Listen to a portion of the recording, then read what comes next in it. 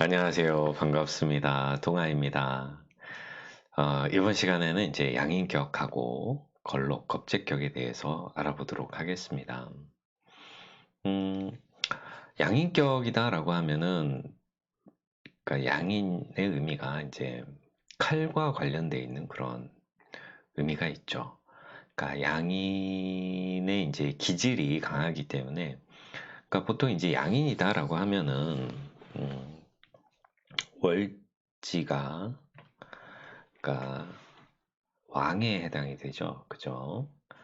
그러니까 양간에 해당이 되면은 간목 입장에서는 묘월 이렇게 묘월의 간목 이게 양인의 글자가 되죠.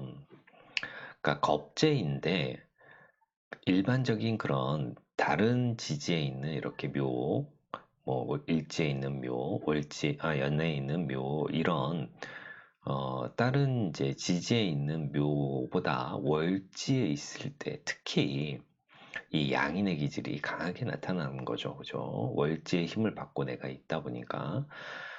겁재인데 겁재 그 이상의 그런 힘을, 그러니까 월지는 워낙 강하다고 말씀드렸으니까요. 그런 기질이 이제 강한 거죠.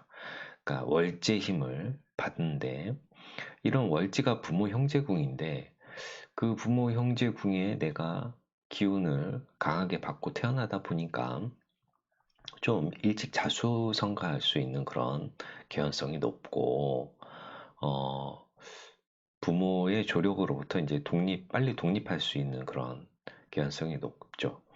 그러니까 또 이런 겁재가 중요한 거는 재성, 아버지를 치기 때문에 부친과의 인연이 좀 적을 수가 있어요. 부친과의 인연이 좀 짧을 수도 있고, 적을 수가 있으니까 이런 양인월에 태어난 양간, 그러니까 간목 입장에서는 묘, 병화 입장에서는 5월, 무토 입장에서는 5월, 경금 입장에서는 6월, 임수 입장에서는 자월이 되겠죠. 양간 위주로 보니까 그런 자제분들은 이제 뭐 조기 유학을 좀 보내주시는 것도 괜찮고, 뭐 방법 중에는 뭐 여러 가지가 있겠지만은 그런 식으로 이제 어쨌든 이런 양인의 글자를 가지고 있는 사람들이 음 그러니까 기본적으로 이제 자기 중심적이고 좀 이기적인 그런 면이 있죠. 그죠? 독단적인 그런 경향도 있고.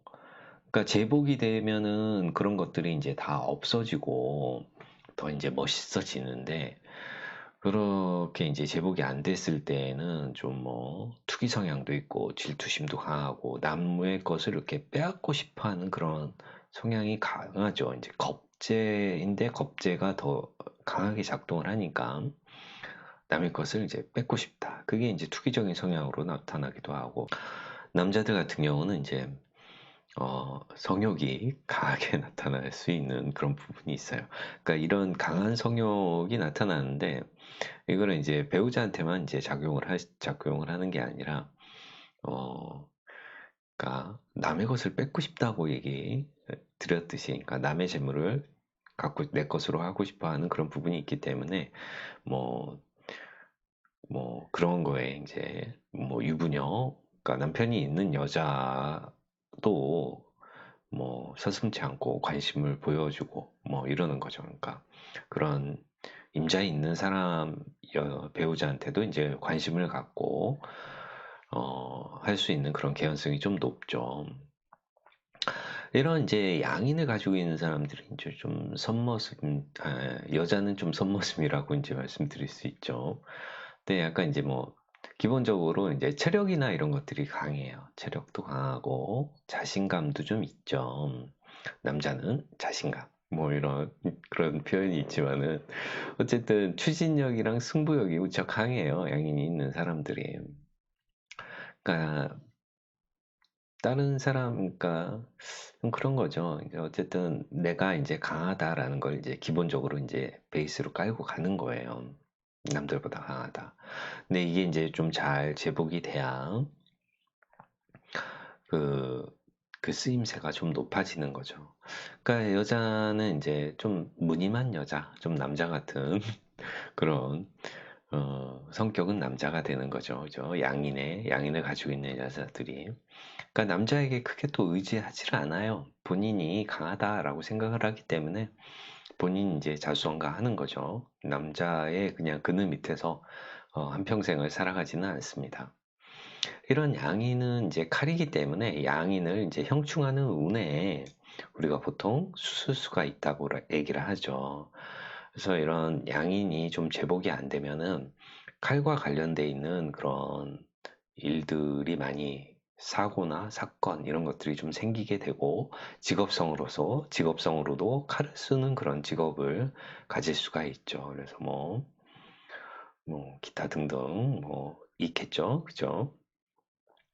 제복이 잘 되면 뭐 누누이 말씀드리는 군인, 검찰, 경찰, 의사, 뭐 이런 운동선수 이런 분들도 이제 양인이 좀 잘 제복이 되었을 때 그런 성향이 나타나는 거죠.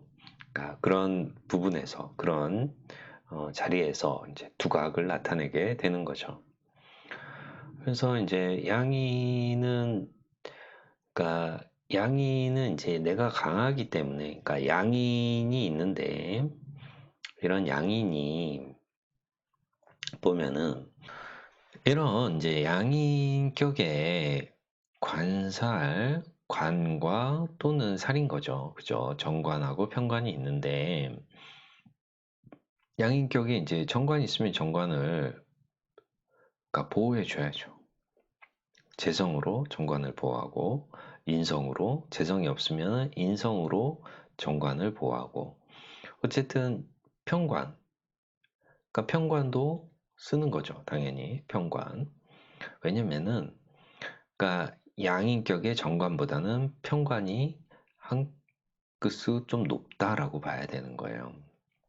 왜냐면 양인은 흉폭하기 때문에 그러니까 정관보다는 칠살 편관으로 제복을 시켜야 더 카리스마 있고 위권 있고 뭐 이런 일들이 좀 그러니까 좀 더 높이 승진할 수 있는 그런 일들이 생기는 거죠.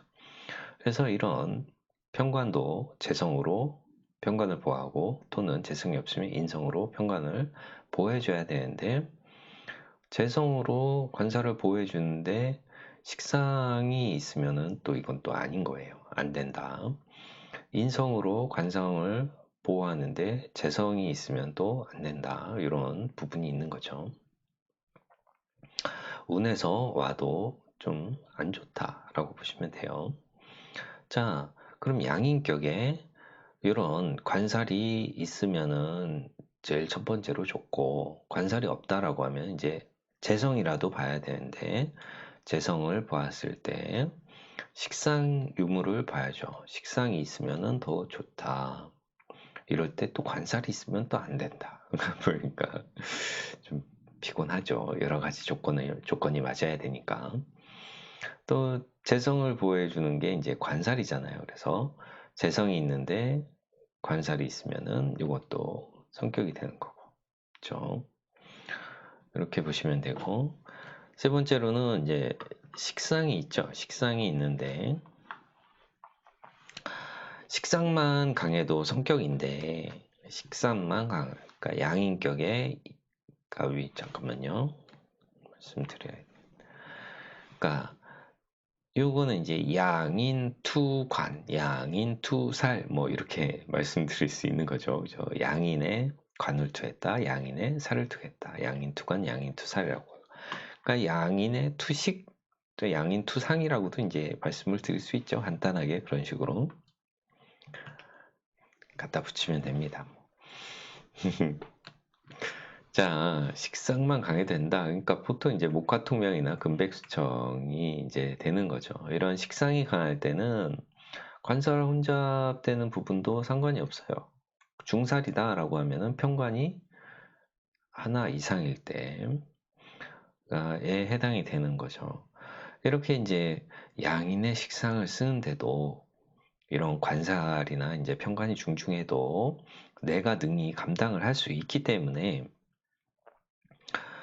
사회적으로 이제 그 명성을 떨칠 수가 있는 거고 만약에 이제 양인의 이제 식상이 있는데 양인이 좀 약하다 그러면은 이런 평관이나 이런 관살운이 아니라 양인의 운으로 갔을 때, 그러니까 평관이 있을 때 양인의 운으로 갔을 때가 좋은 거죠.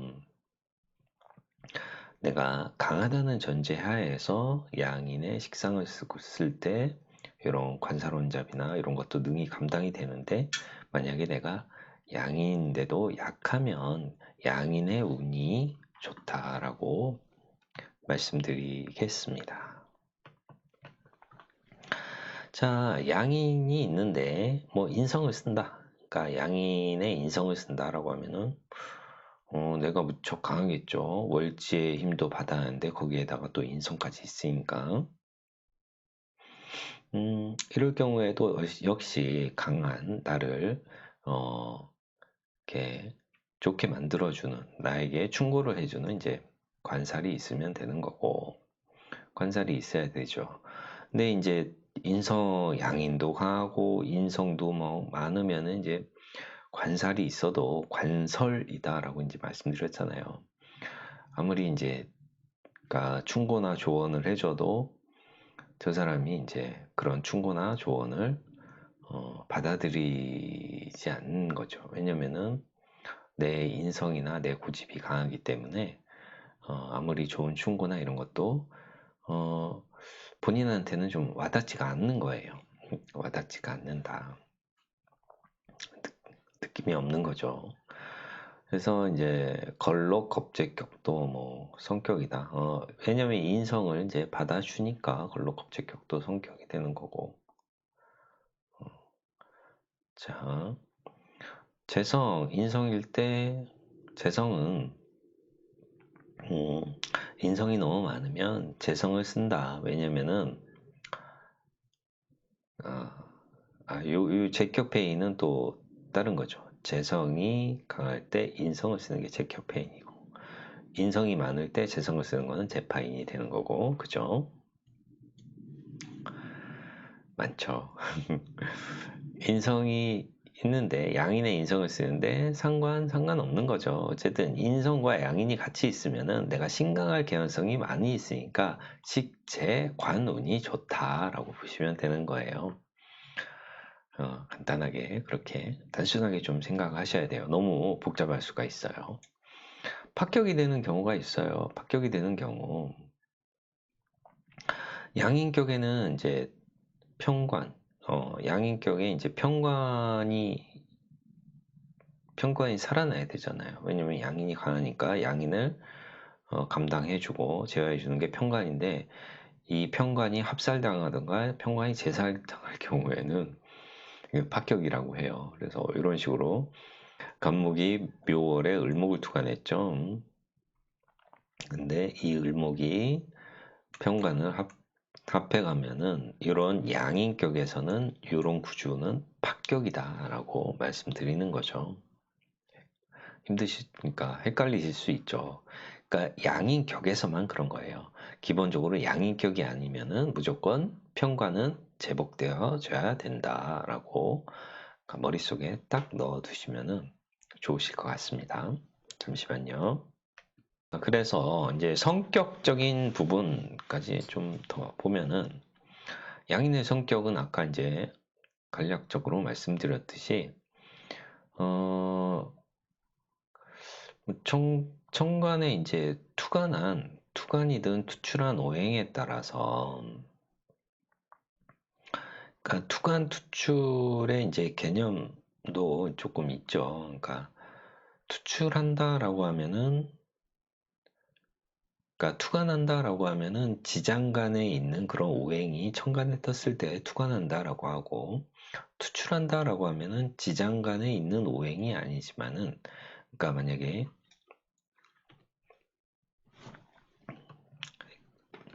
자 간목 입장에서 축월에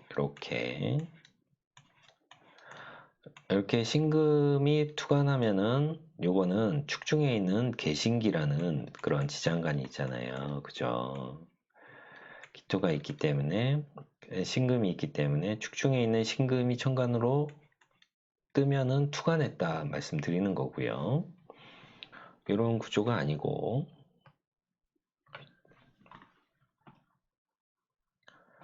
만약에